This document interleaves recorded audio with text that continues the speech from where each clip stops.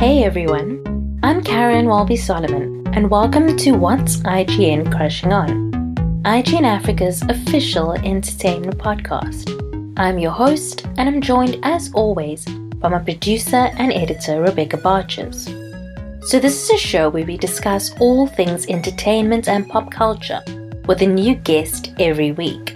We bring recommendations, news, and fun facts, sometimes touching on the more serious issues surrounding these topics.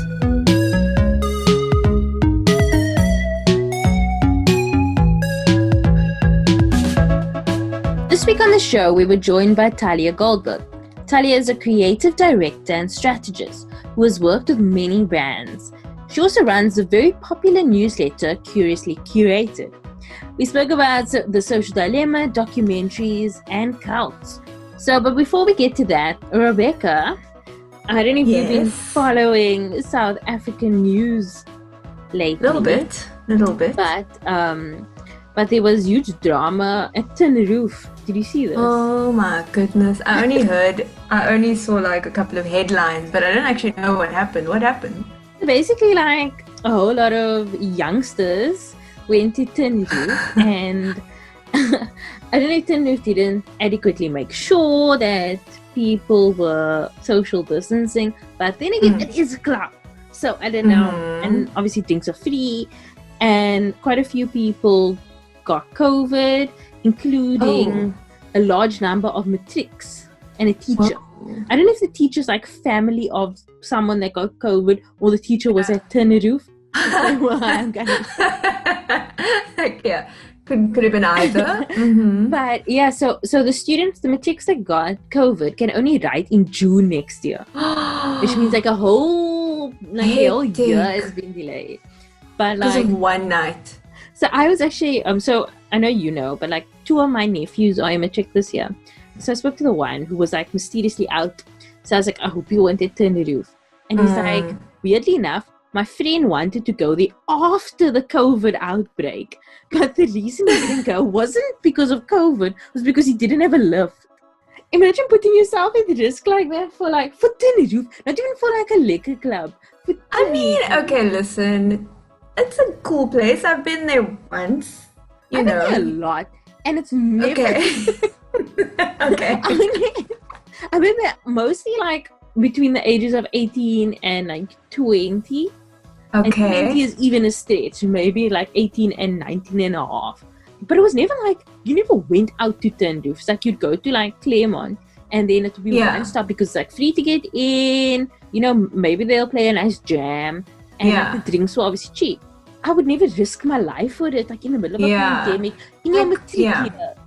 No, I fully understand that. And the whole effort of actually having to, get the makeup out, get the good outfit out, the whole sort of process of getting ready to go party, of all the places to choose from, why would you specifically go there? But maybe just because places have been closed for so long, you kind of like, you take whatever you can get kind of situation, and maybe that's why they chose to just take the risk. But there's a lot of other places that are open now. I don't get it. It's like... Also, No, I'm just like...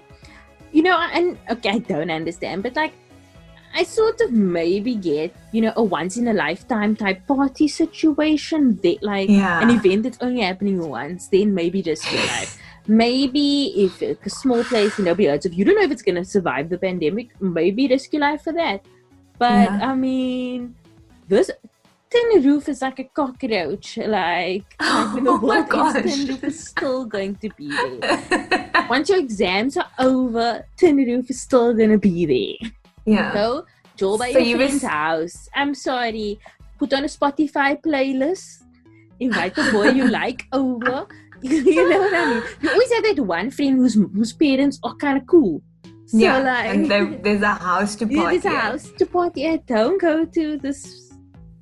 do you remember how sticky the floor was? Oh my gosh. I was trying to explain this to my nephews, like horror stories. I was like, there was always a layer of alcohol and glass on the floor. But there would still be people dancing barefoot. Personally, I don't remember barefoot dances because I think that was past a certain hour that I allowed myself to be over there. But like barefoot dancing, what I find the most interesting about this is that you referred to these people as youngsters, Mm. right? And they are not that much younger than we are. I don't know. That's what I find interesting. But then again, you think of all the stupid like decisions you made 10 years ago. Fair enough. But I don't think I would have made such a stupid decision 10 Me years neither. ago. Me neither. Like, yeah, fair point. Okay. Closed. Bunch of dum-dums. Okay, but it also like it made me think the things we do for the gram, man. Like I can imagine how how they like going out tonight. And I must say, like ever since I had this interview with Talya, and she was talking about like doing things for the gram and like the effects of social media on children, on adults, and everyone. Yeah. Like it has made me think about things we agree to do, things we don't agree to do. Yeah. And like what we show of ourselves on social media. I really enjoyed this interview. Like she is a very interesting person to talk to, and she knows a lot about the industry and also like about things, man.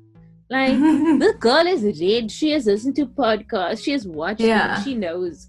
But I loved how towards the end she just couldn't stop telling you. Like she got to the point where she had so many recommendations where she was just like, probably time to call it quits.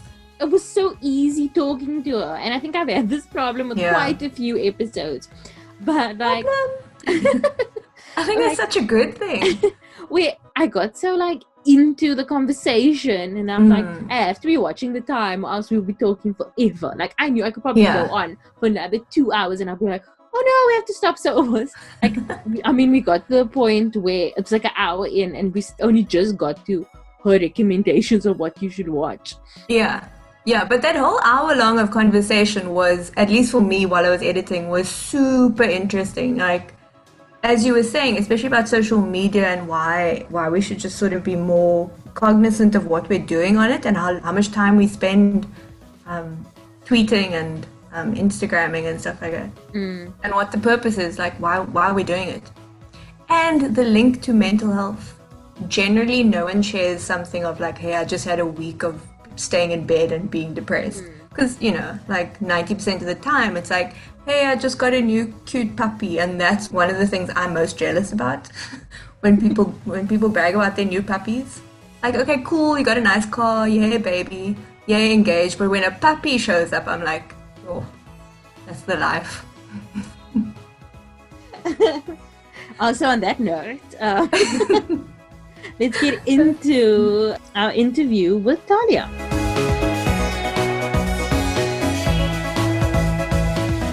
So how have you been? Like, have you been keeping busy during quarantine and lockdown and COVID and all these things? I've been good. I've been keeping myself busy and occupied. Obviously, it's been really weird, and it kind of feels like a fever dream almost when I realized it was October, because it felt like end of March, like 26th of March, lockdown started, and I've been working, relaxing a little bit, and like I looked up and it's like October, and like there are Christmas decorations in stores, and it's like 2020 is gone. Like this year is like October, November. Then we're on the beach in December, and like the year is gone, and I really don't feel like I've accomplished all that much. And it's just been like one of the strangest years, obviously. And I think that we're going to look back on in like 10, 15 years and be like, remember 2020? Like barely. Like barely. Like it was just like honest. Like it's honestly like it's just the strangest year of all time, and obviously everyone's had that experience. How everything has changed and shifted, and like we're used to wearing masks to go out now and like sanitize our hands and wash our hands and try not to touch our face, although I'd like have realized I touch my face all day. I did not know that I did that until I was told you can't touch your face, and I was like, I literally, that's all I do all day. That's so true. I was quite nervous to chat to you because you're like, I think you're you're like this like you're so well known in the industry. And I know you're always on these like really serious businessy type podcasts, and I'm here with my like crazy talk a lot of nonsense thing. But that's not true about me being necessarily well known, and I have been on a few other podcasts, but I have listened to your podcast and I love it. And to be honest, like the subjects that you talk about are exactly what I love listening to and talking about. So I was like really honored that you asked me to be on your podcast. But like, I'm very interested to know, how did you get into like digital strategy? Because you almost like a pioneer in that industry. And I mean, I know there's a lot of people that do it, but I mean, not as like as famously as you do. How did I get into it? I think, well, I was studying at UCT, and I was studying marketing at UCT.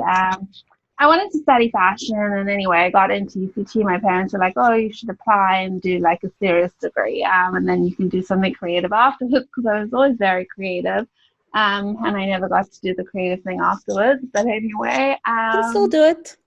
I know. I like still do it on the side, but like I always wanted to study art or fashion, and that did not happen for me. But I went to UCT, and I didn't realize at the time that I thought, oh, I'm doing a marketing course. Didn't realize the beginning part of that degree said business science, and it was going to be all economics, stats, finance, accounting, game theory. Like there was almost no marketing in the course. It actually blew my mind. Like when I finished stats 1, I was like, oh, I'm done with stats forever now. And they were like, oh no, there's stats 2. And then after stats 2, I was like, oh, we're done with stats forever. They're like, no, there's stats 3. I was like, you've got to be kidding me. I hate this. But a very fortunate thing that did come out of me being at UCT was one of my lecturers with this like very random subject was called, I just forgot what the name of the subject was, but he was basically talking about Web 2.0. That's like literally what social media was called at the time, and this was like 2008, and he was talking about Twitter, and he like pulled up a screen of Twitter, and there was this blue bird, and people were tweeting about like what they had for breakfast, and like it was just so bizarre, and I was like, this sounds amazing. So I signed up. I mean, I had been on MySpace. I loved MySpace. Signed up to Facebook quite early, enjoyed it, but like I never thought it was as great as MySpace. And then I got on Twitter, and I was probably like one of like the first few South Africans on it, and I think I realized quite early on in marketing and so what I was studying, like these new things like Facebook and Twitter and using them for your brand was like an amazing way to like market yourself, because no one else was really doing it at the time. So I interned for that lecturer for a while. I did like quite a lot of internships while I was at UCT. I did another internship for a month at an agency called Stonewall, which has become Native. And the guy I was supposed to intern with, he landed up actually resigning, and they basically gave me his job. Oh, wow. Because at the time when you went to work at a digital agency, that meant they were building websites, and like a really cool website was a Flash website, which would not work anymore because no one downloads Flash. So basically that's what they did. They did graphic design for all these websites and these mobile sites, and that was so cool. And there was literally one guy doing social media, and they ended up giving me most of his job. And then after my month was up and I was going back to UCT, they were like, we haven't found anyone to replace him yet. Well, can we pay you to continue to do this in your spare time? So that's amazing. I know, that was like literally my first paid job that literally came off this 1 month of working for free at this agency, and it was so great. And it was like working on a lot of alcohol brands, and I was basically just sitting and tweeting. Like it was really bizarre. And at the same time, I had also kind of started a blog, which kind of got a little bit of traction. And through that, I landed up meeting the brand manager we did from Sunglass Hut, and we met and chatted. And she was one of I thought one of the first people in South Africa from the brand side who really understood like the power of influencers and social media and Twitter. And she basically said to me, look, we don't have anyone here who understands Twitter or digital marketing. Would you tweet for Sunglass Hut? And I was like, yeah, sure. So like I set up the Sunglass Hut essay, I set up their Twitter, and I used to tweet for them. And that was one of the jobs I had for a while.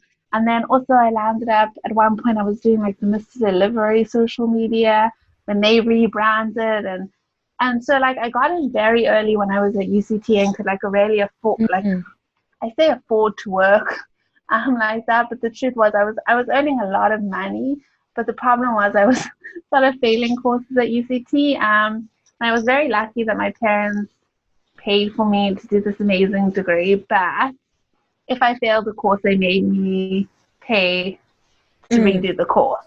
And I very quickly realized how expensive these courses were when I was earning money and then had to spend like almost all of it to like redo like stupid courses. And because like for some reason I always landed up with Mr. Delivery, they'd be sending out this promo to like 30,000 people email newsletter, and like the social media would blow up immediately afterwards. And that was always the day that I had like left to study for a stats test from 3 to 5, and that's the time I needed to be there. Like, oh my gosh, and like it's just so different, like how social media was then and now, and I've just like really enjoyed. So that's kind of how I got into it, and then I had my own brand for a while, and I blogged, and I've just like always loved social media and like the amazing things that can come out of it. I mean, I think that to a large extent it has become quite negative, but I still see the positive of it. And I think just like the most amazing thing is that it is free and that you can connect with the most amazing people because of it, and you can just learn so much from it and just have so much fun on it, like if you structure it correctly. Yeah, that's so true. I mean, I was talking to somebody recently and they were like talking about the toxicness of Twitter, and I was like, Twitter is the place that I've not only met, but I've just heard voices that I know I would never have heard of. Like, yeah. I mean, I don't even think I knew anyone from the Northern Cape before Twitter. Like, even like locally, like not even internationally. Like, that's how social media is. I mean, social media is amazing. Twitter is amazing. I would delete every single social media thing tomorrow and keep Twitter. Like, if you force me tomorrow that I must delete Facebook, Instagram, like you could take it now. Like, I literally would not care. But like Twitter is the one that I would like really fight you, because I find I get so much value out of it. And it's not just relationships with people you meet or you see. I get all my news, all my information, and I think that people do find it to be a toxic place when you don't really get it, and also when you don't use the block function. Like the block function is there for a reason, so is mute. And I do think there is a problem where this echo chamber and the rabbit hole where people only follow people who have the same opinion as them. And I don't think that's what we should be doing. I like actively follow people whose opinion I don't necessarily agree with, because I think it gives you better arguments of being able to understand different sides of an issue. But like, there are also people who are racist, homophobic, and just horrible, toxic people that you don't need on your feed, and then you can just block them. It's so true. It's like, you know, they always say like you can't like cut out people, you know, that you don't agree with. But the problem is if the reason you don't agree with them is because they undermine other people's human rights, so that's another issue, and that's a good enough reason to keep them out of your space. But I mean, somebody who just like who likes it, like, I don't know, I'm trying to think of a less serious issue. Swifties. Likes somebody who likes a singer that you don't like, I mean, or music type that you don't. That's silly, you know. Let people just mute the word Taylor Swift if you really find it so offensive. It's not that hard. So what would you say has been like your highlights of your career this far? The highlight of my career? Oh, I don't know if I have a particular highlight. I think I've done lots of work that I'm really proud of, and that I've enjoyed, and I started putting it together on an Instagram account so that I have a portfolio, because I think a lot of the time people don't know what I do at all.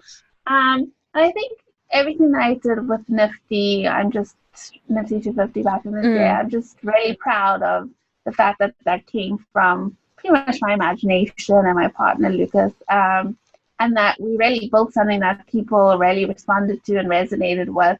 And that I do see a lot of what comes through I do see oftentimes brands took some inspiration from it. Yeah. You can use the word inspiration. But I don't know, that was like those kind of things, and not even career highlights, but just like the connections I've made, people I've met, and the opportunities I've gotten. I feel like really blessed at how many people have taken so many chances on me.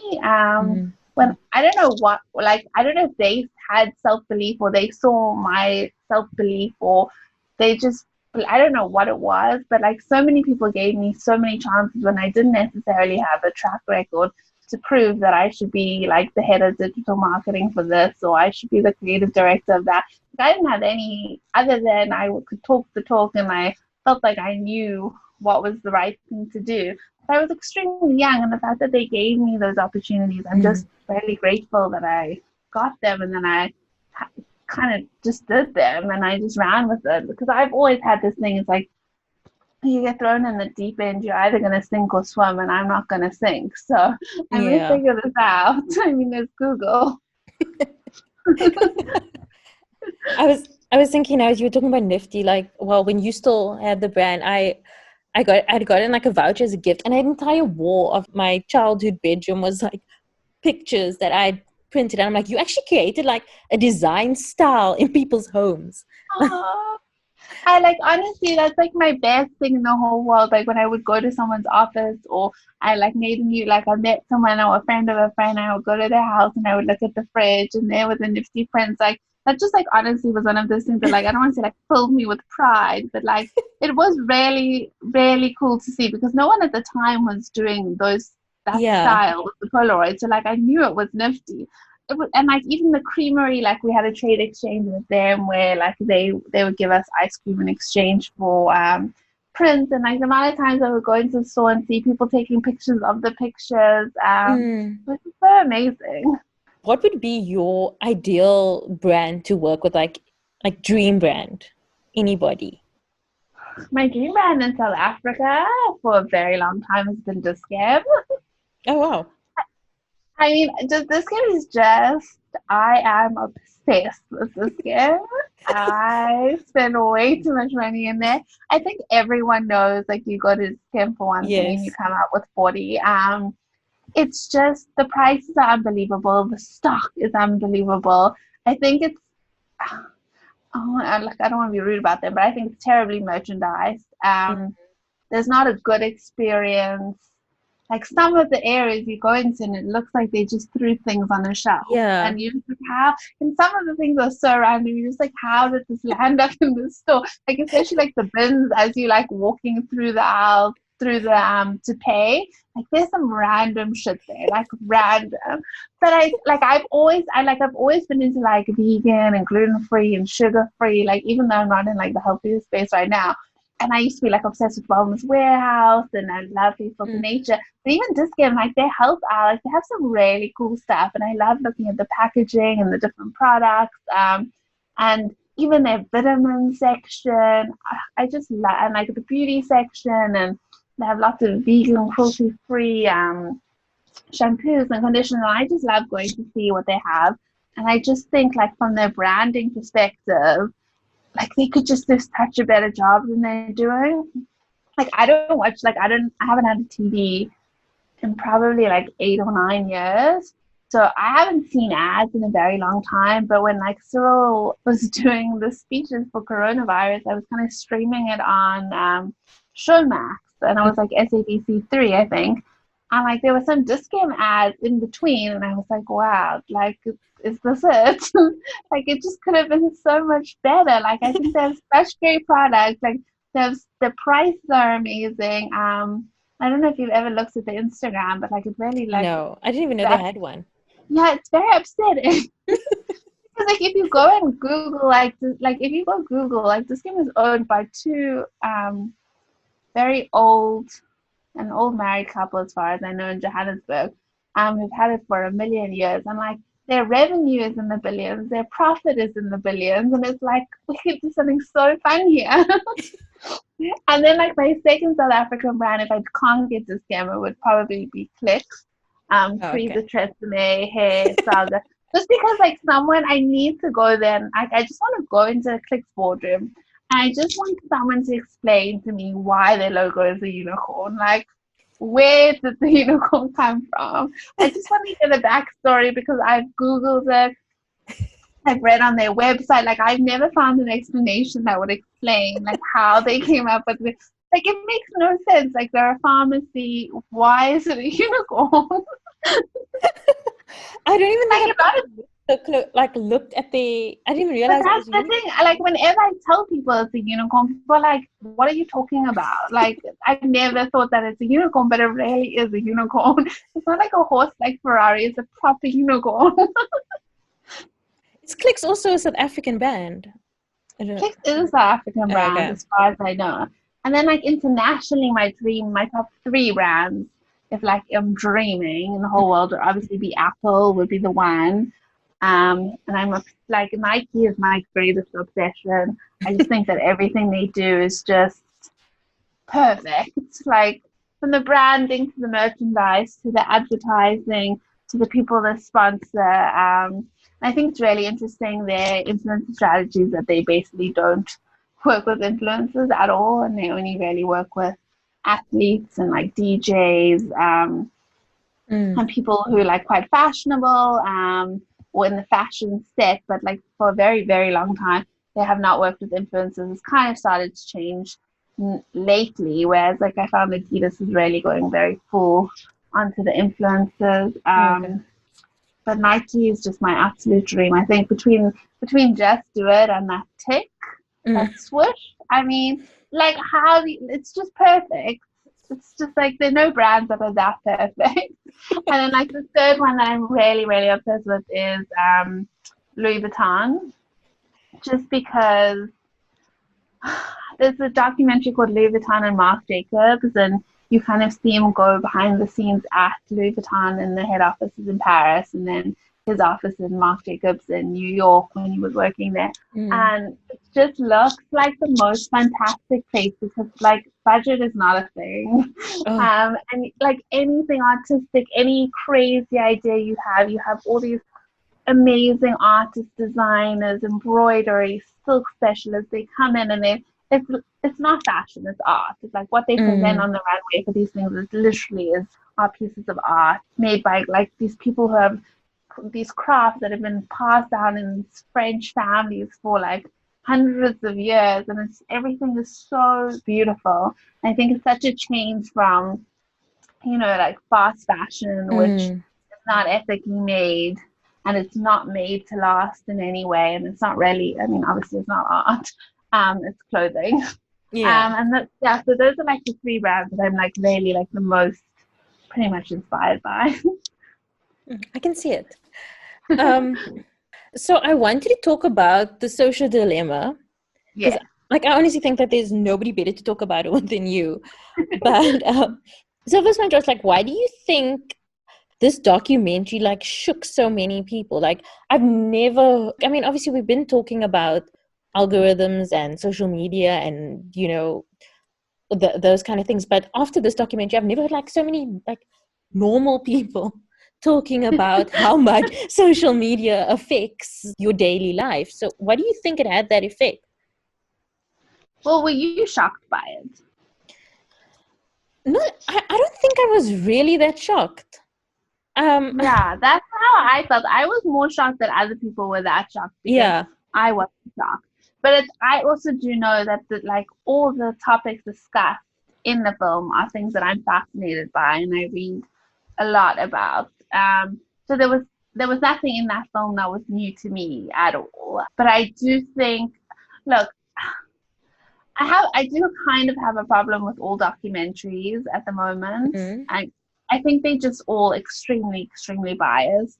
Whether it's a documentary about Western medicine and big pharma, or whether it's about a vegan diet or fast food or fast fashion, I think they are all incredibly biased to the point that they want to sell you on, Yeah. whether they want you to stop buying fast fashion, whether they think that you should 100% eat vegan. I think that these documentaries have like no real middle ground, and I think that they really are trying to shock you. I can't see what they were trying to get out of the social dilemma other than getting people to delete social media, which is not going to happen because I think, as they illustrated quite well, people are addicted to it. But I think that a lot of people, I guess, have not been reading up about this, and I think that they can see the effect that they're on their phones a lot, and it's the first thing they look at when they wake up, and it's the last thing that they look at before they go to sleep. But I don't think they realized how engineered that was. Yeah. Like how engineered that they send you an email when you've been tagged in a photo, or your notifications come up, and those little things that keep you coming back and hooked on it. I think that people didn't realize it was that much, and I don't think in the film that they necessarily explained polarization all that well. I think they could have done a better job of that. I don't know if you listened to the podcast Rabbit Hole by the New York Times. No.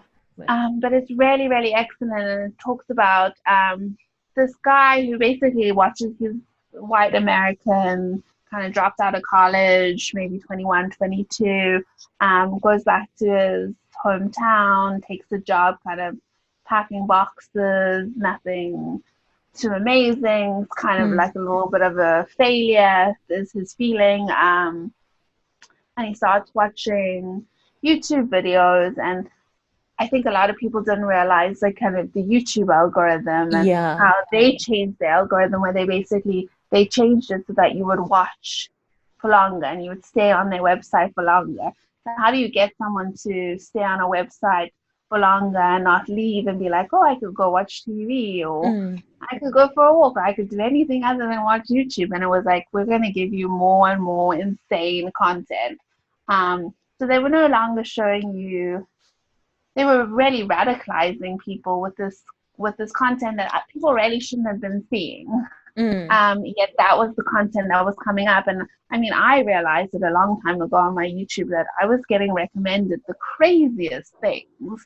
It wasn't like another makeup tutorial or another architectural digest home tour. It was like, I don't even want to try and make up a name for what I was seeing, but it was like, it was all sordid or murder or incest or affairs, and like it was, everything was like, it wanted you to click on it and it wanted you to watch it.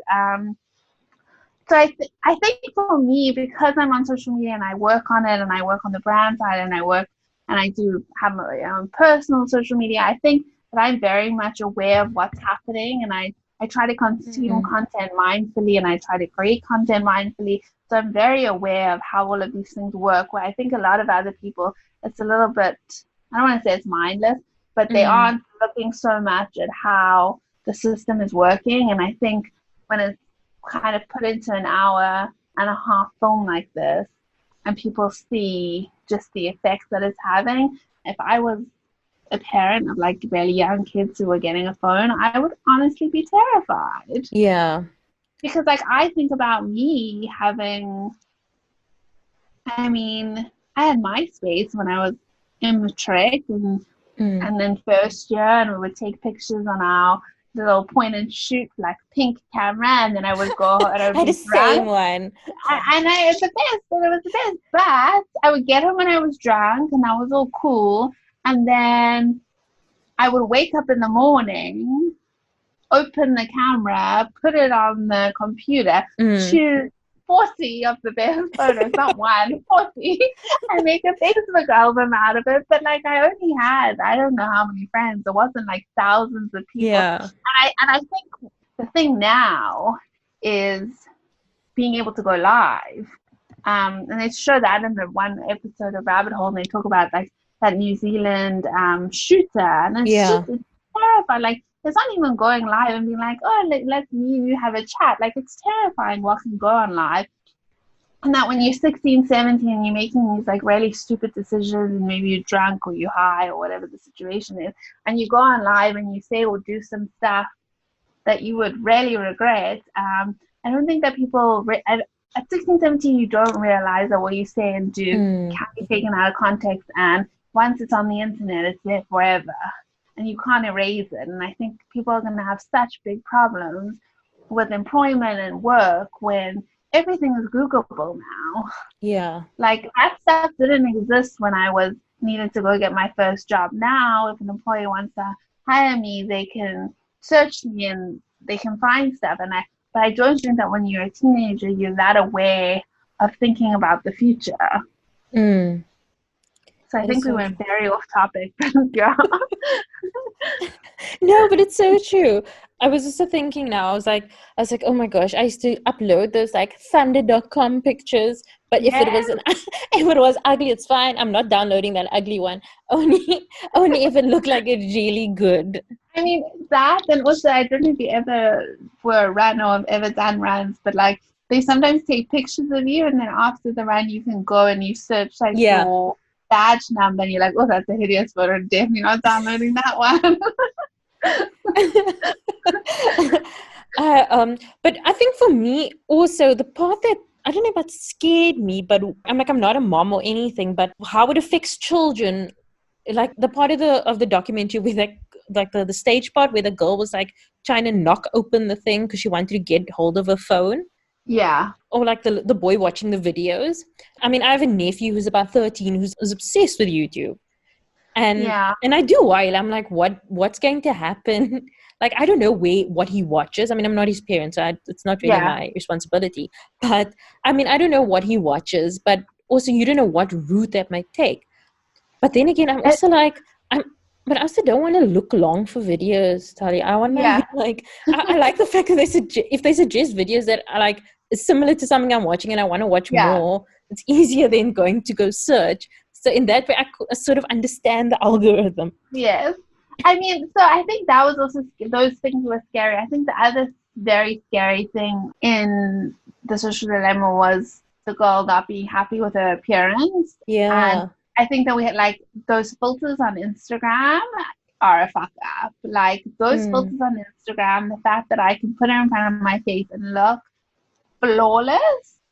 I mean, I'm not even talking about Facetune, then I must go take a non-flawless photo of myself and Facetune the shit out of it. I'm talking, I just literally put it over my face and everything. Like, my eyes are brighter, my eyes are bigger, my nose is smaller. Like, I look like beyond the best version of me that, like, do not have the money for plastic surgery or skincare to afford. Like, I will never look like that. And I think I realistically understand body image and all of that, but for people who are much younger and are much more affected by that, it is terrifying that you can maybe only look at yourself through a filter and you don't then like what you see in the reflection in the mirror because you want to look like the filtered version of you. And I mean, I also, if you think about Instagram, I think makeup is amazing, but I do think to a point, I don't know if you've noticed, I feel like, and there was a big article in the New Yorker about it, but like Instagram face, where everyone kind of wants face, like people have contoured their faces to all look the same. Like you'll see a picture of people and they're all friends and somehow they all have the same face. Their face, but like with makeup, I mean, when they don't have makeup, they look like individuals. Yeah. And then when they have makeup, they have the same eyebrow, the same contour, the same color lips. It's kind of creepy to me, like that's the aspiration, is to kind of all blur into one person. It's wild. I mean, but wild. Do you see things changing? No. I can't see it changing in any way. I think that they've let Facebook get way too big. Facebook is now not just Facebook. It's also WhatsApp. It's Instagram. Yeah. It's making extremely good money. The American government can't rein it in. I mean, maybe in the EU setting and the UK are setting some good laws around social media. But, I mean, there was an insane case in South Africa with a girl being stalked via Facebook and stuff. And I don't think that her parents got any help from Facebook helping her in the situation. And I think that we can understand that if there are a billion people on Facebook, and even if Facebook has 30, 40, 50, 60,000 moderators, they're never going to be able to actually moderate content from a billion people. Like, how would that work? And I don't think it's in their invested interest to change their algorithm to make you less addicted to it, because then that just drives down their revenue, because they only get revenue if they're ads, and they're only going to be ads if people are on it. So I don't know how it can change other than people actively seeing how negatively it can affect you, but also how the positives that you can get out of social media, and then really understanding that it's an addictive thing and that you will want to use it more, but you almost need an app to like, and I mean, they do exist with the timers that you should only be on social media an hour and all of those, and that's all good, but realistically, I think everyone clicks past it, ignore, like they want to be on Instagram.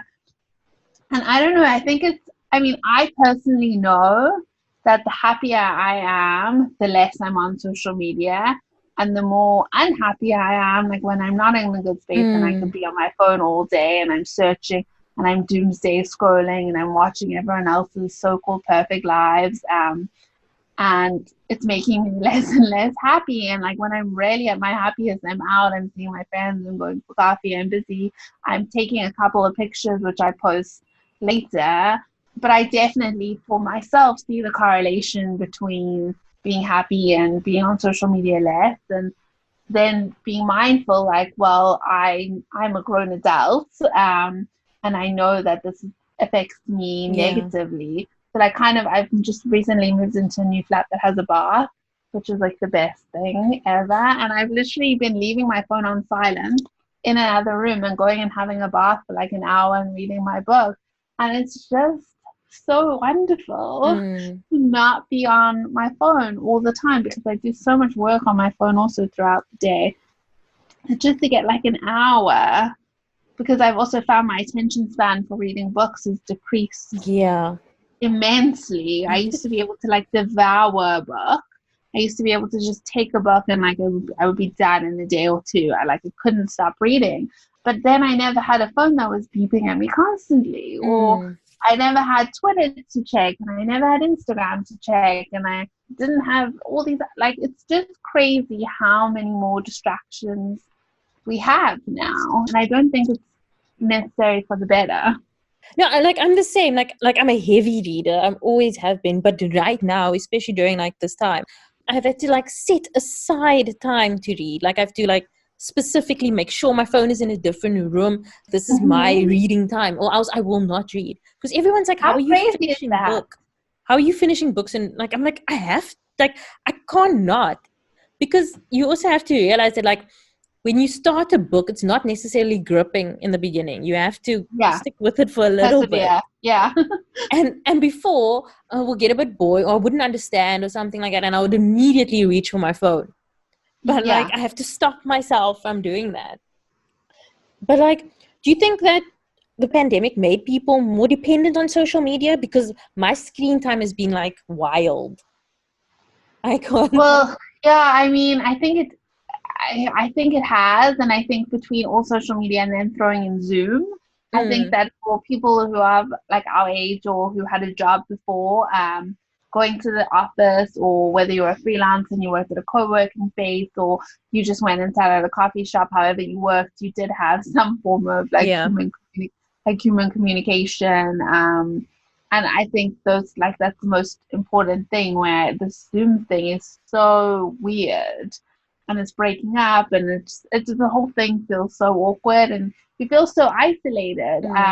I just remember, I don't know if you remember, but like right at the beginning of lockdown, when it just started happening, all these celebrities and stuff and brands were doing lives, and like a live with John Legend, and do this and do that and do this live gym class, because I felt like people like really wanted the sense of connection, that they were doing something with other people at the same time, because really they were just at home doing nothing. And it's like, I think like when it was that stage 5 lockdown, I mean, that was extremely hard. And it's not like South Africans had like a ton of time to prepare that they could go and buy arts and crafts or books, and like e-commerce was closed. Like you couldn't like when I think about that, it's just so crazy. Like if you didn't have a good book at home, you couldn't read a good book. Like unless Pick and Pay or Woolworths was selling like one or a magazine. You literally had to make do with what you had. And I think that must have been extremely difficult for people with teenagers or young kids to like keep them occupied for that amount of time. And I think often the easiest thing is to just throw a phone or throw a tablet, and whether it's YouTube or Netflix or playing a game, and I also think I can't imagine right now having to have a job and have kids and homeschool them, and I also just don't understand how like people were like affording to buy another laptop or computers for these kids who also needed to be online, and the amount of internet. And in terms of South Africa and like inequality, like I just don't understand. Like I feel like so many kids are gonna have been left behind by this, because we don't have like I'm struggling with my internet now, and I can afford good internet. And I have a MacBook, and my Zoom still freezes. So I have the best setup possible, like, and it's not necessarily working. So how important do you think it is to take breaks from social media? I think it's like the most important thing ever. I think it's so important. So what I've been trying to do for a couple of months now is I try to have like one day on the weekend where I just don't go on my phone at all. And I've been meaning to buy it, and I haven't actually bought it. It's just like a very old school Nokia. They sell them PEP, and I think it costs like 280 Rand. And it's got like 12 buttons. It even has a color screen. And I'm just gonna like be using that on the weekend so that like I can text, that I can make a phone call. Because I think giving yourself that break, because I think we don't realize that we almost have Stockholm syndrome to the social media. Like we love it and we think it's so great for us, but when you're not on it, you're like, well, life is so wonderful. I just think being present and being around people. I mean, I went for breakfast with someone I hadn't seen in a while recently, and she sat on her phone for most of the time. And firstly, I think it's just really disrespectful. And I mean, I was like, we're having breakfast. Like, why are you on? Like, I just find it rude, and I try not to do it. Like, I know that I can be on my phone, and I always like taking a picture of my food or my coffee, but then I always try to turn it over, put it down on the table, and then like really be present with the person who's there. But people really are addicted to it, and I think it really sucks for the other people who are in that situation when you do feel like you're being ignored by someone who's supposedly in the room with you. And it's like we could have hung out the entire day and like been together, but like if one of us or both of us were on the phone the whole time, like it wasn't really quality time. Because you're like so engrossed in this whole other world that's happening. But I think that people don't have necessarily perspective that like what's happening now is real life, not what's happening in the phone. That's so true. Like after level 1, getting to see people again. I went out with a few friends, and I was like, I didn't even take any photos. Like nobody knows I was with them. And then I go on Instagram and I see all these other people going out and they pictures, and I'm like, I look like I have no life. But then I was like, but I also had the best day ever. Yes. Like nobody else needs to know about the good day I had other than me and the people I was with. I think that's sometimes almost like a self-esteem thing, that like you don't necessarily feel like I often find I feel like it's true in like relationships. I sometimes find the people who post the most about their relationships are often the most unhappy, and it's kind of like self-validate their relationship and the existence, like, oh, I really love you, and behind the scenes it's terrible. And then I think kind of sometimes feel like it's the same with social media. It's kind of like they're not necessarily in a good space, so everything feels like quite braggy. But sometimes when the person's not on social media at all, it's like they're having the best time ever, and you're just too, like, I know when I'm having the best time ever, I'm too busy to be social mediaing, to take pictures, because I just want to be with the people that I'm with. No, okay, that's such a healthier way to look at it. Not that I'm a loser. Looks like I'm not going anyway. Okay. Okay, talking about Instagram, like I am, Yes. okay, this is just, I'm really Instagram stupid. So I'm just gonna, I feel like people will knock me if I don't ask you this, but talking about influencers. So I must say, like, I must admit, offhand, I am terrible with influencers. Before I worked at Cosmo, I had no idea who was who. And Yeah. and then I had to get like a crash course really quickly. And now I've got a better idea. But Yeah. so how do you think that the influencer landscape is going? Where do you think it's going to go in South Africa? Because, I mean, it feels like there's just so many. I mean, really, like someone who's coming to it late to keep up with everybody. And like, Yeah. but I do feel like I'm influenced by people on social media. And I mean, I'm not Yeah. always in a negative light, in a positive way too. There's so many great things that I've learned, so many products that I bought that I've really loved, that I've seen on like social media, on Twitter, on Instagram. You And buy an air fryer.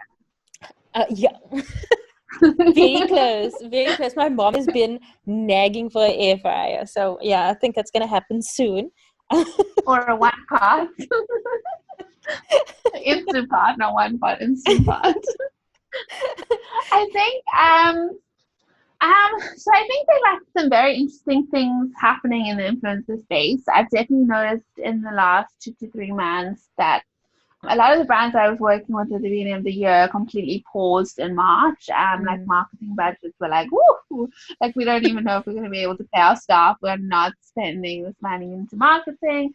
I have noticed within the last 3 months, I can see that the brands are going hard on influencers and are spending a lot of money, which makes me really happy because one of the biggest problems for me with influencer marketing for a very long time has been the lack of kind of transparency around paying, and for a very long time it was very much seen as almost like a trade exchange. Like this brand, the brand will always approach the person and say, oh, we're doing a collab, and I'm like, what is your version of a collab? Oh, we'll give you free products and you'll post about it. I'm like, that's not really a collaboration in any way. So it is very nice the brands are currently have started to pay for content. I think that gives the industry, it makes it a lot more viable, because I think a lot of people wanted to be influencers because they see other influencers' content and think, and they aspire to that lifestyle. And a lot of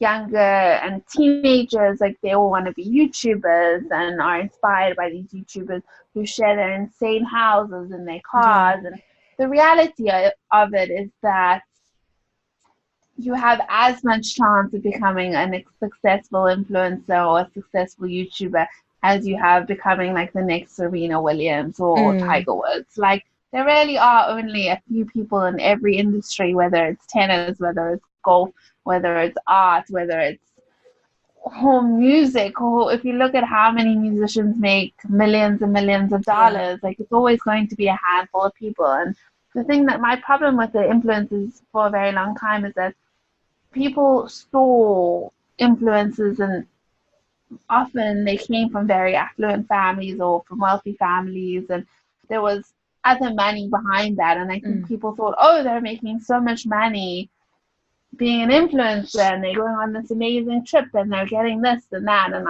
I'm looking from the perspective that that trip was free, or that was a family holiday, or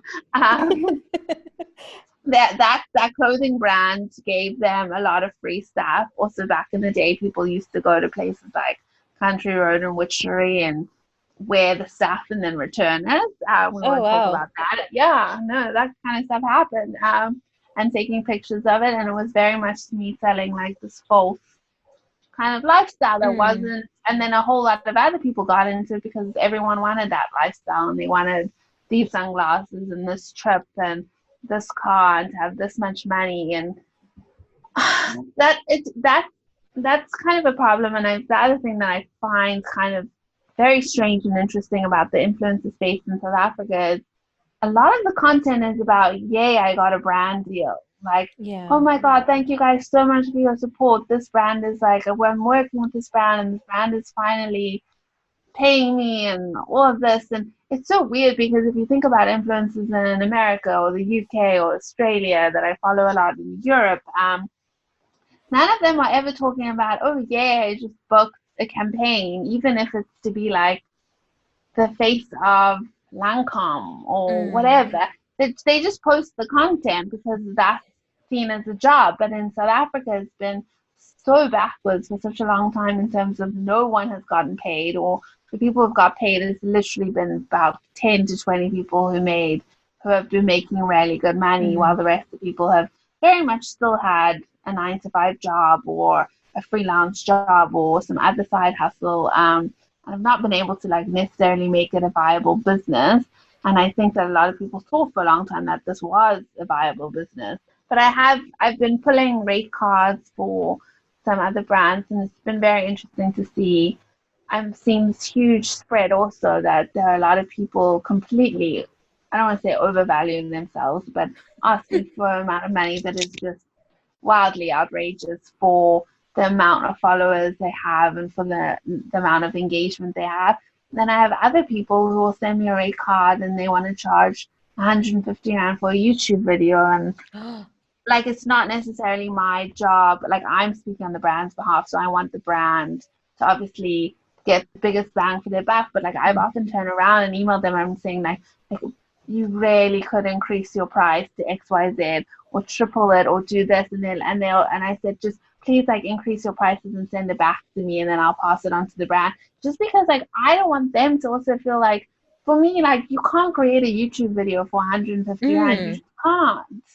Like your data to upload that video costs you more than 150 rand. Like you paid for a camera, you paid for lighting, it's your time. Like, and it is young, very young people getting into this who don't necessarily see the value for what they're doing, because that's just the cost of creating the content. That's not even what the brand is getting in terms of the mind of eyeballs seeing this, and also the brand often has the right then to use that content for their platforms also. And if the brand wanted to go and create that video and get a stylist, an art director, an editor, director, it will cost them like thousands, if not hundreds of thousands to make these kind of videos with a model. Like, and they're getting this authentic content. So I have just found there are just like still like these very big gaping holes within the industry, and there hasn't really been like really great management of influencers and like their rate cards and how they're charging, and then it hasn't necessarily also been really good management from brand and agency side. A lot of the time they're still asking for trade exchange way past the point where that's a good idea.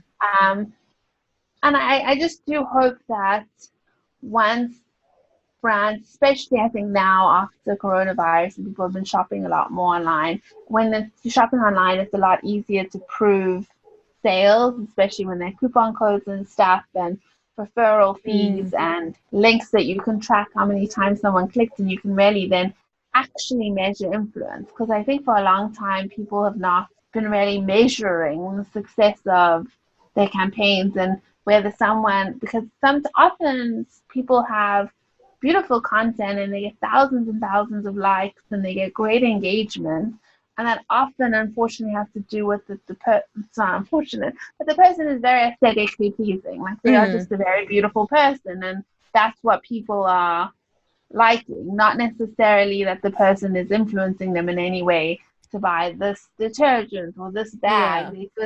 They're just really good looking, so they have a lot of followers because people enjoy following people who are really good looking. But in terms of like measuring influence, do they sell?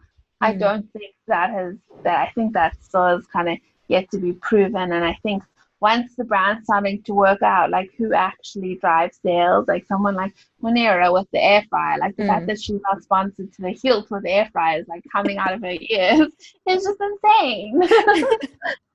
I mean, how many air fryers has that woman sold? Like through herself and then by other people who bought it saying, oh my God, this is the best thing I've ever bought. How many more has sold because she started kind of that conversation?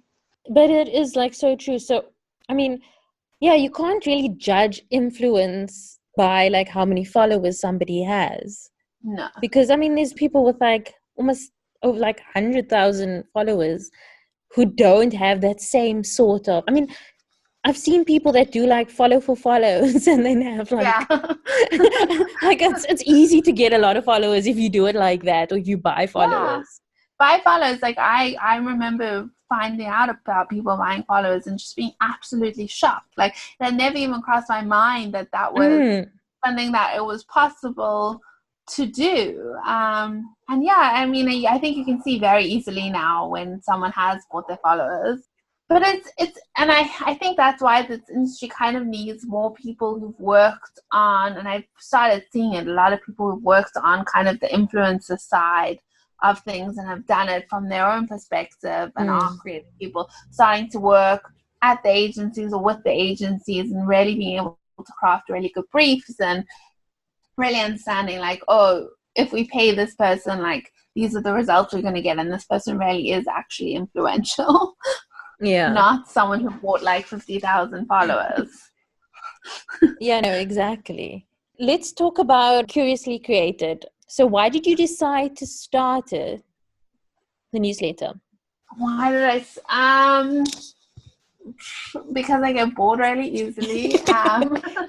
And I was in the midst of deciding to resign at my job. I felt that was coming along. And I always like to have something new and something going. I'm someone who just really loves starting things. I don't necessarily like finishing them or working on them continuously. I do enjoy starting new things, and it seemed like a good distraction. Oftentimes starting new things is a great form of procrastination for me. So it's like, oh, I should be doing this, but like, let me just start a newsletter. So I started the newsletter because I also had realized at the time that I had about the same amount of followers on Instagram and Twitter, but actually they were completely different groups of people. Like they almost, like there are a couple of people who follow me from Twitter who follow me on Instagram, and a couple of people who follow me on Instagram on Twitter also. But for the most part, people on Instagram were not seeing the content that I was sharing on Twitter. And I felt like the content I was sharing on Twitter was really the interesting things that I was reading. And I'm not someone who just wants to share just random stuff all the time. I do hope that if people follow me, they can read something engaging, or they can learn something, or that I can share a podcast episode that they'll really enjoy, or a recipe, or a new coffee place. I've always kind of wanted in that way to add value and not be someone who's like always hunting something or selling something. So I was like, well, let me just start the newsletter with all the stuff that I've been finding and sharing on Twitter and kind of see what happens. And I really thought that I would get, I don't know, like 150, maybe 200 subscribers. Like I really didn't think it was going to get to so many people so quickly. But the response has been really good. And like, it's just so great to see people. I think the open rate's like just over 50%. So people are really like opening it, and I can see they're clicking and they're reading. And like if a couple of people are finding really good information and sharing it on, it kind of makes me happy, because I mean, at the end of the day, it is a lot of work, but whether I shared that or not, like I'm still consuming that amount of content every week. I actually consume a lot more than that, because that's kind of like the curated version down. But it also, like, the great thing about it has been that it has also pushed me to read more, listen to more podcasts, find better content. Like when other people recommend something, I write it down and then I go back to it. And for me, it's been great because I've consumed amazing new things. And I think that's what's amazing about social media, is finding those kind of recommendations. And I think a lot of people who aren't on Twitter anymore, I find Instagram, there isn't a lot of substance beyond beautiful pictures, and beautiful pictures are great, but it's very hard to find any. I mean, I love reading and I love long reads, and that's obviously a long read does not work well on Instagram, and no one wants to read a caption and then it says like continued in comments. Like no one on Instagram is there for continued in comments, length essay captions. Like they want a line or two, like just say I'm ratchet, nasty, whatever, and like let's move. So I just thought, oh, this is like a different format. And I think what's also really cool about the email is that people can read it whenever they want. Yeah. So I send it on a Sunday. Sunday they're busy and they want to read it on a Monday or Tuesday. A lot of people tell me they just like save it, and then throughout the week they'll go back and like read it, or they like need a new podcast, so they'll go through the old ones and find a new podcast. I just wanted to create it because I was like, well, I need to create something useful, and it was a distraction and fun. And the other thing that I was seeing at the time, and I'm sure that you know it from magazines, was when I started blogging and going to amazing events. Like if I went to an Estee Lauder event, it would be 40 people from magazines and newspaper and like proper journalists, and they really were asking questions about, you know, the formula and when is this coming out. Like it was proper, it was like properly had your Feminine, Fair Lady, Cosmo, Marie Claire. Like there were so many magazines. I gotta say those people weren't necessarily always the nicest. And so you would have 40 people from journalists, from magazines and newspapers, and then you would have like 5, maybe 10 bloggers, influencers. And from going to events and seeing events online now, I mean, the magazine and print and journalism has been like absolutely destroyed in this country. Like it really doesn't exist. I mean, you have the Cape Times, you have the Argus, Daily Maverick, I think is brilliant. You have News 24. But I mean, what magazines still exist, or what amazing kind of curated, opinion-driven platforms still exist? And I was just like, there aren't any. And I think that at a point, brands, as much as they want to work with people, they're going to want to work with platforms that are bigger than one person's opinion. So I am hoping to create something, I mean, currently it's just a newsletter, but something that's bigger than, because at the moment it's generally a lot of it is my opinion, or like, I know, it's what fascinates and interests me, and it's not even my own content, it's sharing other people's content that I think is amazing. But I think there's a space that is missing of people curating really interesting things, because our attention is so all over the place. And going on Instagram, it is hard to find that content. And even if you think about that, you saw someone post a really amazing brownie recipe on Instagram, it's so hard to go back and find all content. You're like, oh, who posted it? And I didn't save it, and I didn't create a file called recipes. Like, how am I ever going to find that again? So I think it's just interesting how the internet has kind of changed and shifted, and some things have become much easier, like Netflix. You wanted to watch a series, and some things have become a lot more complicated. Like you used to be able to go and buy a magazine and read amazing articles and see amazing recommendations for books, and it was all in one place, and it only cost you 20-30 rands. And now to try get that curated down version where people have gone through all this content saying this is the best of the best, I feel like that just doesn't exist anymore. Yeah, and even like the websites that were sort of like that are like going like heavy content on everything. Yeah. I started reading Bustle. I was looking at it a lot for work stuff.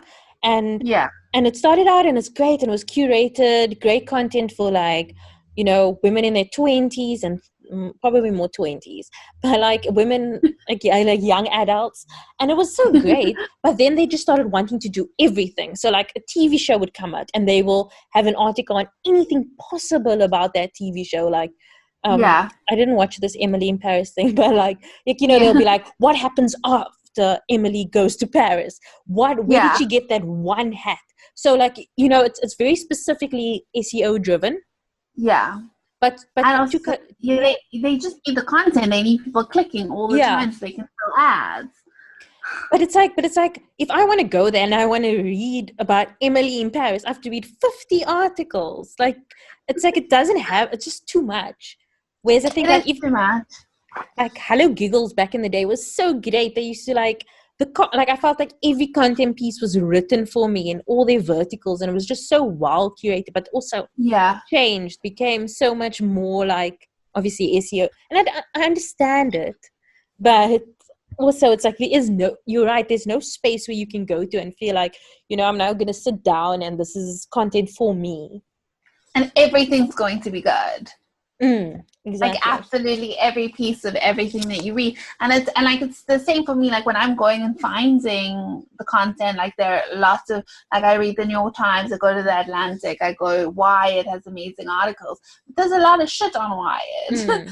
Like there's a lot of, I don't want to call them dumb articles, but not great articles. And like occasionally they do these articles, that these long reads that are just like mind blowing, like how good the journalism is and the reporting and the fact checking, and it's unbelievably good. But there's so much other stuff to wade through, and to an extent it also doesn't make any sense to me, because who is reading all these articles? These, like, I feel like there's so much filler and like so much fluff, and it's like, if someone actually had to sit and think about it, like, unless you clicked it by mistake and it was clickbait and it had a really good title, like, legitimately no one wants to read this. So you're paying someone to write this content, upload this content, find a nice cover image for it, and then to tweet it, Facebook it, all of these things. But it's not adding value in any way to anyone. Exactly. I subscribe to a lot of sites RSS feeds just so that I can, don't miss out. But, but like I have it in like an I Know Reader or whatever app. And it's just like, I'm so grateful for the mark as read, because sometimes I want to be like brave, and I'm like, I'm going to go through all the articles and just like, just read the titles and see if there's anything. I can never make it through, because never. It's too much. It is too much. And especially if you're like interested in a lot of things, like you can't, there's no way to kind of properly find your home. And you're right. Basically, what I'm saying with all my ranting is you're right. So I think, so the one thing that I have found, the way that I'm finding most of my amazing content these days is Twitter, which is why I will never delete it. But I've really curated, for me, I feel like the most amazing feed. Like, I follow the most interesting, diverse group of people. Most of them are not from South Africa. Like, I know there are a lot of people who use it as like a networking fun thing, and that is fun to see. But like, reporters from the New York Times, like stationed in Lebanon, and like this person from CNN, and this person from Wired, and this person from BuzzFeed News, and these people who work in venture capital in Silicon Valley, and this person, and it's like, I'm just like, I find like the amazing content they share that like I don't have to go and curate it, and then I just sit and I heart everything, and then I go back like once or twice a week and I like go through all those articles, open them, read through them, and it's like, it's such a pleasure that it's like they're creating this because they're so smart and they're so well read, and this is the best thing that they've read, and they're sharing it, and I'm finding this amazing content. But I have found that like most people do not get Twitter. Most of my friends are not on Twitter. They don't get it, and when they've ever tried it, they're like, I don't understand what's going on. I think it's like an acquired knowledge, though. It's like something that you have to do for a little bit before you can. Which is why like there's so many brands who like have been approaching me and wanting to do Twitter lately, and I'm like, I don't think you understand what you're trying to get yourself in for. Like, just like I don't know what your budget is, but I don't think that you can afford this. Like, oh, I can't even imagine. I'm like. You have to be so creative to be able to make it on Twitter as a brand. That, but I also think I think that Twitter is the easiest place to make it now. So in South Africa, just in terms of like, I think brands got so shit scared of Twitter and how badly it can go that basically all of them got off of it, besides answering customer complaints. So like Virgin Active, Telkom, F&B will reply when you're like, this is the worst service I ever got in my life. They'll be like, we're so sorry, we're in a DM.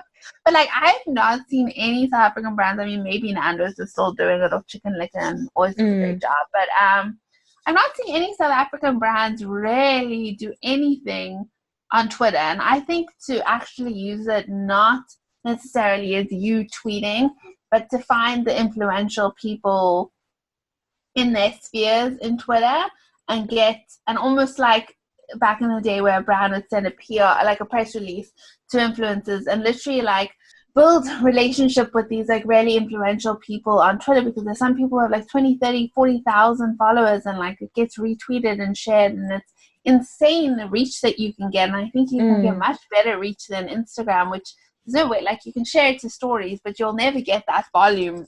Yeah. Like you get on Twitter when like a tweet really blows up. When the tweet blows up, like you're being seen. And I think creating those relationships with those like quite influential people, and whether they want to have a joke about something or whether they're sharing your link, but like in a clever way, I think there's something like amazing that could be done there. I think Netflix South Africa does quite well on Twitter, because it might just be what I see, because obviously I follow a lot of entertainment-based things, but my sister's friend used to do some of the Netflix South Africa. I don't know if he still does it, but he's so funny. And whenever I would see the tweets, I was like, I bet you that's that person. They're so good. Yeah, it's like I enjoy it, and they get constant engagement, because I mean, I hardly ever engage with brands on Twitter, but I will play their games. I will make a comment on something they say, because it's done so like smartly, or it's done in a way that relevant. It's like it feels relevant, it feels local, it feels like the person is an actual tweeter who's tweeting you. It doesn't feel like they went to an ad agency and they were like, this is what we want to say, and like we can only have 280 characters, so we're going to break it down into 4 steps, and here's your thing. It's like people who really getting Twitter are using it, and like that's like such an acquired skill set. So they're like hired very well. No, definitely. So what else have you been watching lately? What else have I been watching? I started The Sopranos for the second time in March. I should say in stage 5, and I am now on season 6 again. I think it's like it's the most brilliant show, but I found it heavy the first time, and it's even heavier this time. So I'm taking and the episodes are an hour, and it's just unbelievable. But it's not a show I've ever been able to binge. So I've been really enjoying watching that again. And then I watched The Americans. I don't know if you've seen that. I haven't seen it. I've been meaning to. Like for the longest time. I love the premise of it. Like the premise is genius. It's basically these Russian spies living in America as Americans during the Cold War. And it's so nice because there are no cell phones. It's literally, they use a landline, a fax machine. They dress like the cars are very the 80s. And I feel like there's not a lot of shows and stuff that are based in the 80s, because it's probably like too close to our time. Like lots of stuff from the 70s and 60s, but the 80s are different. And it's like I watched the first season probably like 2 or 3 times, like ages ago, and I just never got into it. And then I really wanted something that was substantial but also entertaining. And I started watching it again, and then I just like went on these binges, and I think they're like 6 seasons, and I went through it pretty fast, and it was excellent. The ending, you can see the people who put it together like really crafted it. Like it's so well thought out, from the music, and the disguises are so good. So that's like Kerry Russell and Matthew Rice, I think. Is it Rice? Reese? Do you know they got married in real life? Did they get married? Yeah, they got married in real life. And when you watch, there's also, I got to say, there's a lot of nudity and there's a lot of sex. This is not a PG-13 show. And when you watch, you're like, oh, these people are married. They're very happily married. Oh, no, I love that. So what other documentaries do you recommend? Because I know you said you're not a big fan of them anymore, but, well, the biased ones. But which ones have you enjoyed? I mean, when I say the biased ones, like those ones that like really light a fire under you, and you're like, I'm going vegan tomorrow. It's like, wow, just like, and I'm like, what else have I watched? I watched The Last Dance with the Michael Jordan think that was like a 10 parts. I thought that was excellent. I mean, I think they definitely were very nice to him. I think he is a little bit more of an asshole than they necessarily make out. Like, I do think that he did come across, obviously, as arrogant and all of those things, but he was also the greatest player. And there was also like a lot of history in it. I mean, I never, obviously, we're South African, we don't have basketball or whatever, but like, I didn't know the history with his father and his father being murdered, and that was just so crazy to me. And just his friendship with Scottie Pippen, and I really liked how Dennis Rodman and like how the other people on the team also were spotlighted. Like, it wasn't just about him. And I gotta say, I was so inspired afterwards. Like, all I really wanted to do was go and buy a basketball, and I was like, "Where is the hoop?" Like, I want to play basketball. And then I also watched you have to watch it if you haven't seen it. It's called A Secret Love. It's a Ryan Murphy produced documentary on Netflix. It's about a lesbian couple who I think are in their 70s or 80s, and they've been together like 40, 50 years, and for most of the time they're not married, and for most of the time it's been in secret, and their family thought, or under the impression, I guess, that they were friends who lived together. And oh my god, you will cry. It's about love and getting older, and the one isn't so mobile anymore, and those kind of choices you have to make when you reach a certain age where you can't necessarily live in the place that you want to live. And also, like, I mean, imagine coming out at like 80 or something. It is the most beautiful, heartbreaking, wonderful documentary. Definitely watch that one. And then I also watched The Octopus Teacher, which I think everyone in South Africa has watched now. I haven't seen it. Watched it. I know I'm going to, but it is beautiful. But like, there's something a bit weird about it also. like he starts off saying like he was inspired to make this film about this octopus because he, at some point, I don't know if he went to work with the San or the Bushman, or like what the situation was, but that's like what drove him to be in nature. But it's just so weird because the San never like befriended an antelope. Like they were very much in nature and tracking it, and they were hunting to kill because that's how they lived, and they were part of nature. They weren't necessarily trying to become friends with nature and the antelope, but I think they very much understand and understood their part in the whole ecosystem on life and wildlife. And I think like sometimes white people, us Caucasians, like we want to just be, it's just, I don't know if they necessarily understanding being at one with nature doesn't necessarily have to become friends with an octopus. It's just a bit weird in that way. And I also wasn't like, I'm not convinced that it was one octopus the entire time, because when you see how that octopus changes colors and shapes and whatever, I'm like, you cannot tell me that like the whole time that was one octopus. Like, there could have been like 40 octopuses down there. Like, how do you know it was always the same one? Like, I just don't get it. But you should definitely watch it and tell me your opinion. I will definitely. I was talking to another guest about like how Netflix has kind of made it cool to watch documentaries, because I never watched animal documentaries, not animals, not plants, like I hardly ever.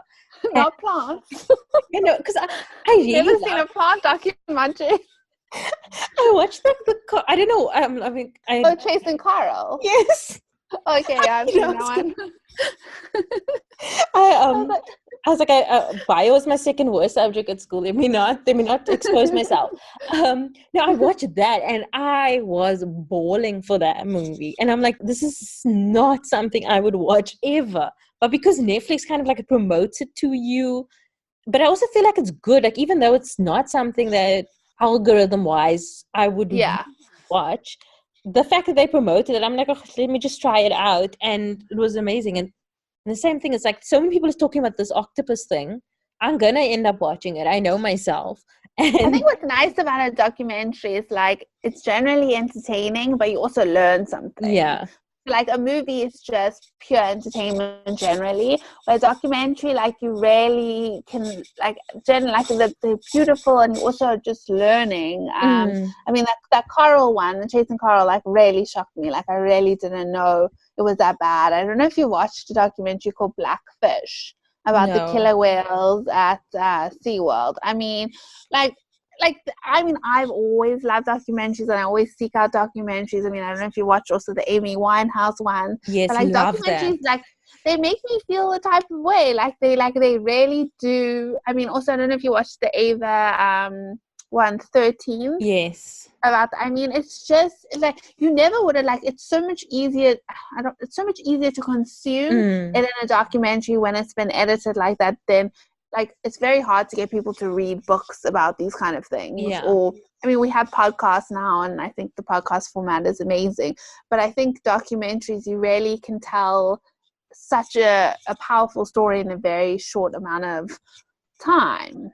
Yeah. Because I really love like documentaries about people. Yeah. Like if they tell people's lives or whatever. And I love documentaries about people and also cults. I love cults. I'm obsessed with cults. like a new one now. The Vow. Okay. What's The Vow? I think I've been hearing I think it's about a sex cult. I think it's like currently airing in the US, so people are talking about it a lot. The Vow documentary. Oh, so I watched this it's about.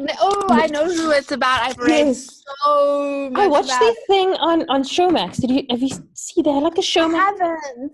They had like a show, but it's just made by them, so it was like very much from their perspective. Oh my god! Yeah. Do you follow Hannah Bronfman on Instagram? No. So she's like this huge influencer in America, and her family is one of like the wealthiest families from Canadian money.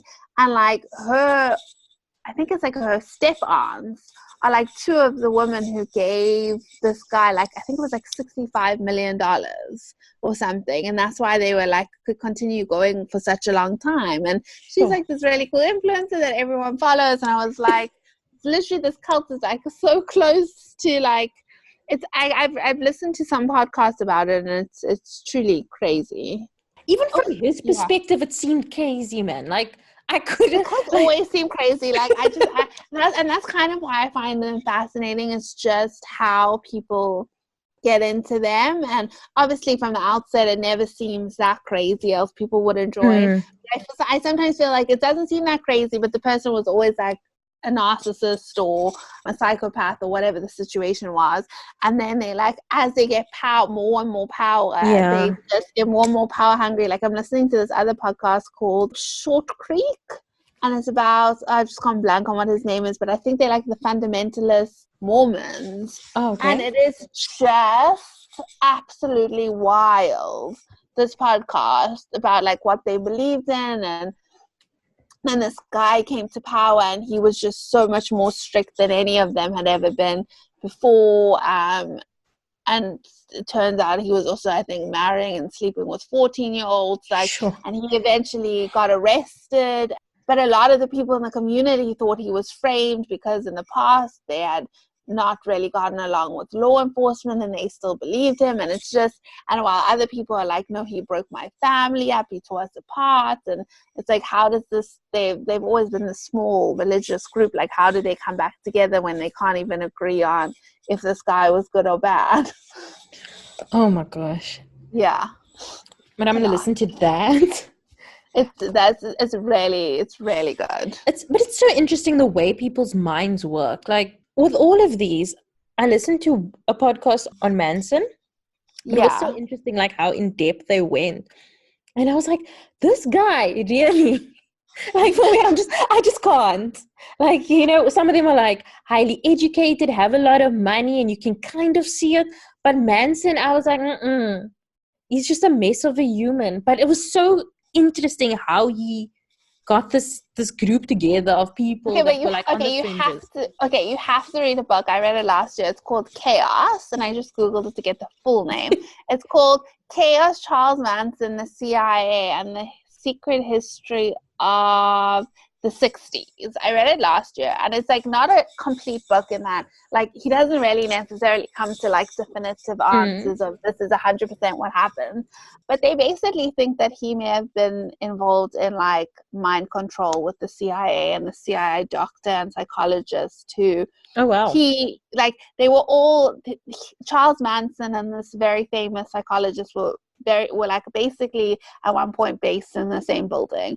And because no one has ever been able to figure out how this very uncharismatic man who was, I mean, he was really short, he wasn't necessarily good looking, like why did these people absolutely flock to him? He wasn't extremely well educated, and not only did they like believe in him and all want to sleep with him, but like the fact that he could get like 18, 19-year-old girls to literally stab someone like 70 whatever times, like, and they appeared to be normal, and they like, how did that happen? Like, how did he control? Like, he wasn't even there. Like, he wasn't even, and they didn't have cell phones. He wasn't phoning them and telling them to do it.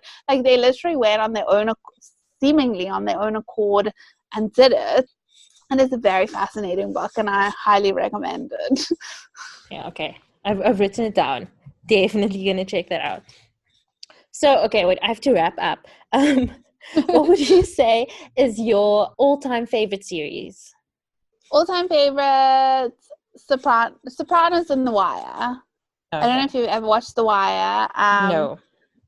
Oh, it's genius. It is so long.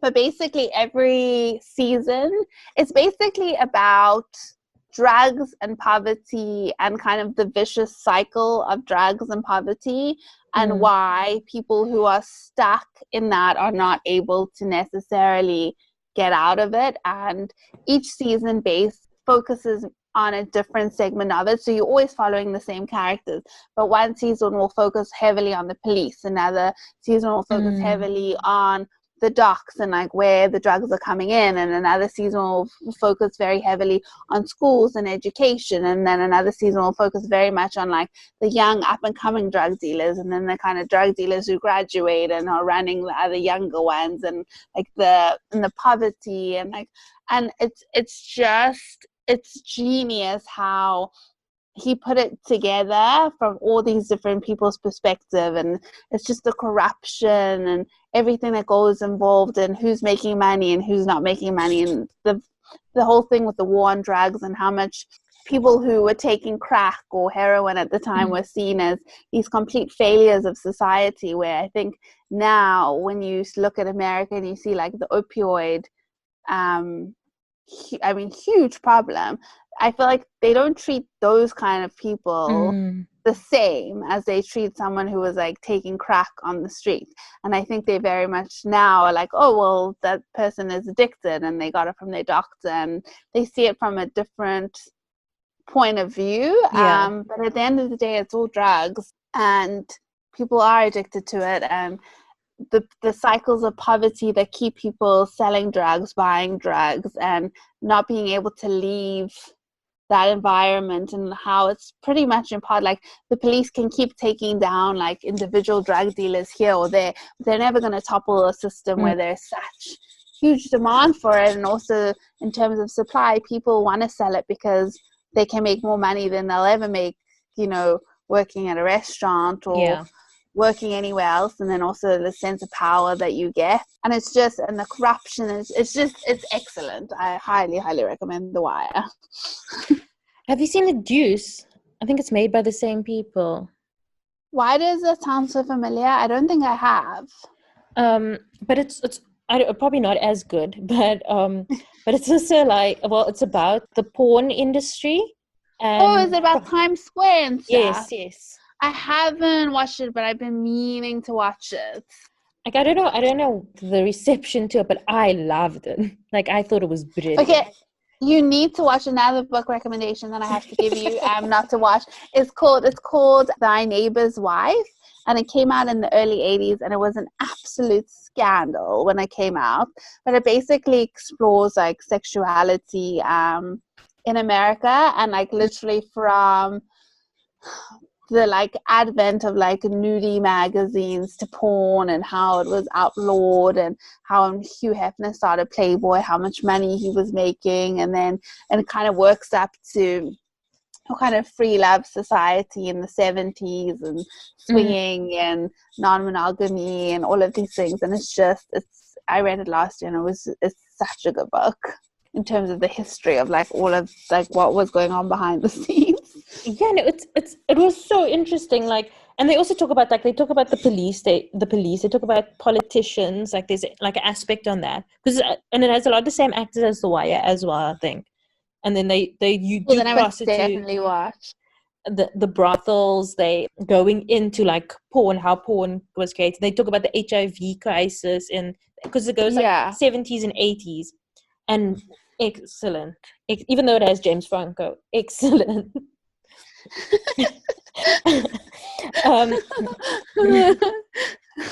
Even though it has James Franco, and he plays twins, but like I swear one twin is like hotter than the other one, and I don't understand it, because I don't even find James Franco that hot.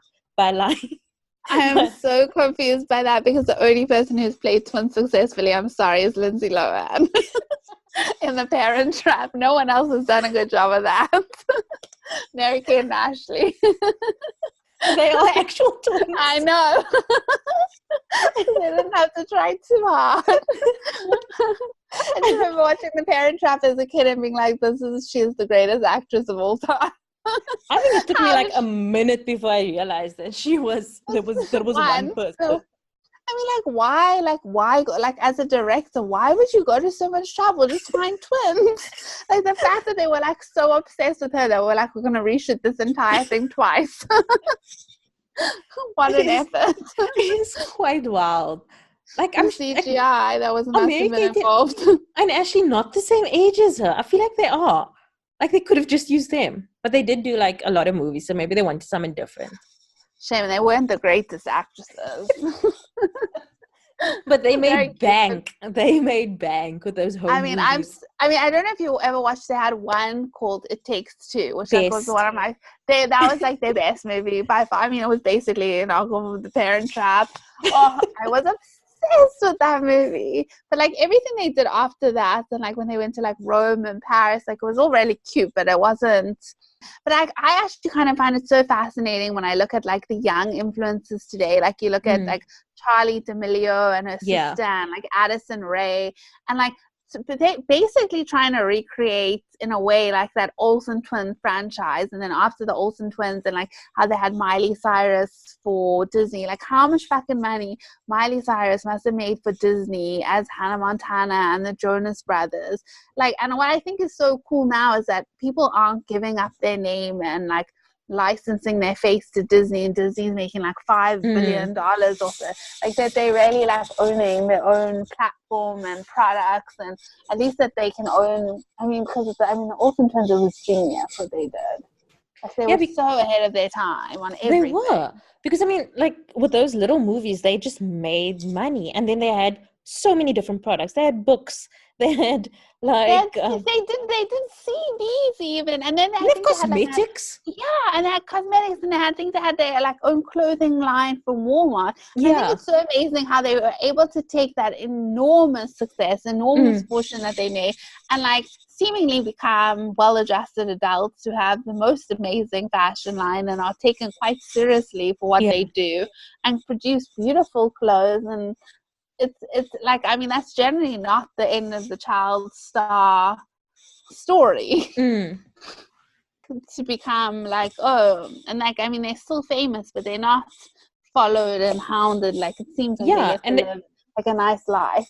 And they're famous, like, sort of, it feels like they are famous on their own, what is the word I'm looking for? Like, they are famous. On their own terms almost. Yeah, on their own terms. Yeah. So, like, they allow, I mean, they're so God. We don't know anything about them other than what their sister, the actress, like, reveals. Like, the other thing we didn't talk about is how did you watch the Paris documentary? I did not. On YouTube. I have not watched that. I just saw the clip where she talks like with a normal voice, and I was like, what?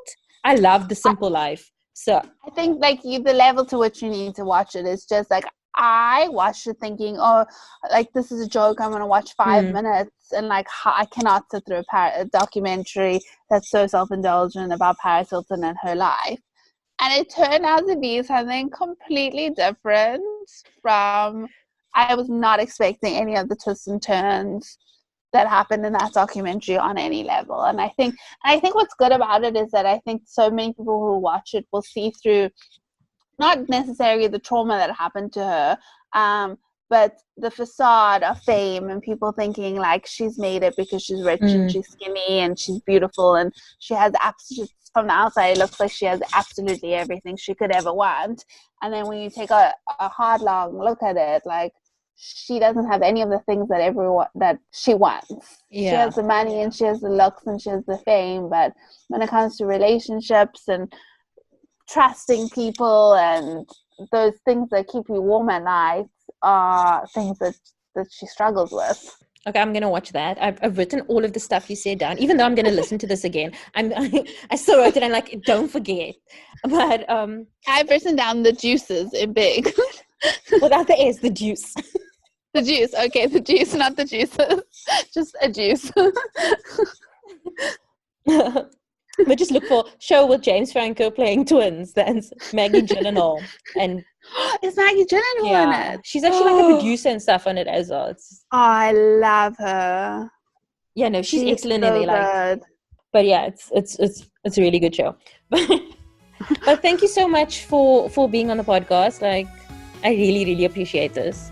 Thank you so much. I had such a fun time chatting to you. Yeah, me too. This was really great. I was very nervous, but this was good. I can't believe what the time is. Yeah, I was like, I just looked at the time. Wow, okay, this is the world's longest podcast. That was our interview with Talya. You can find her at Talya Goldberg on Twitter and Instagram.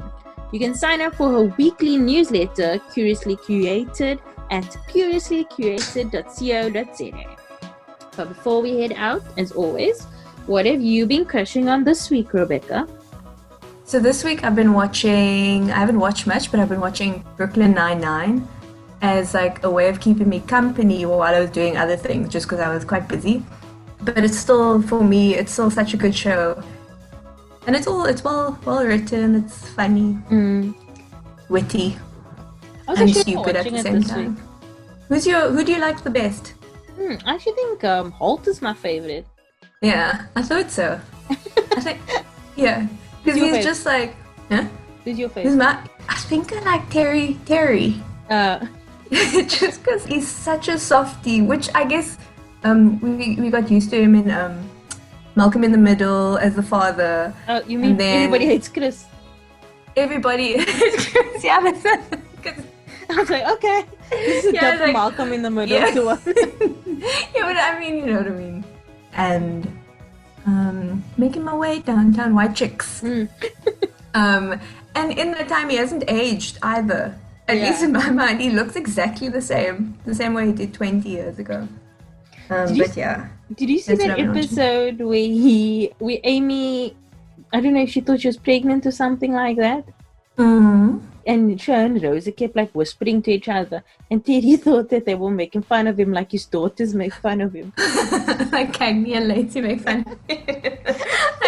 I haven't watched that episode again. This is only the second time, but oh my word, I can imagine. Was he quite sensitive to it? Yes, it's the first episode of season 7. Oh, okay, yeah, okay. I'm only on season 2 now. For the second time. What about you? Like, I don't know, I've just been in like the mood for some like light comedies. So I watched Seriously Single on Netflix. It's an South African movie, a rom-com. And like I quite enjoyed it. Like the main character annoyed me so much, I was ready to strangle her. But like the best friend, Noni, was the funniest. Like to me Morocco plays her, but like I was laughing so much. Like I feel like if I didn't laugh for her, I would have hated the movie. Yeah. But then I was invested in her, like side plot or so. Like I wish she was the main character. But I enjoyed that. And I also watched Little on Showmax, which got that little girl from Blackish. And Issa Rae. And it's like this lady, this little girl puts a curse on her, and she turns into herself as like a 10-year-old. But she's like this high executive person. And now she's a 10-year-old. Oh, that would be weird. And like, I really like Regina Hall. You remember her from Scary Movie? Yeah. I really like her, and she plays the older version. So yeah, it was okay. But it was like a good laugh, a good like stress reliever type thing. So yeah. But yeah, that's all from us. You can find me at Caryn Walby on Instagram and at Caryn Walby's with an S on Twitter. Sign up for my newsletter, Wildest Dreams, at wildestdreams.substack.com.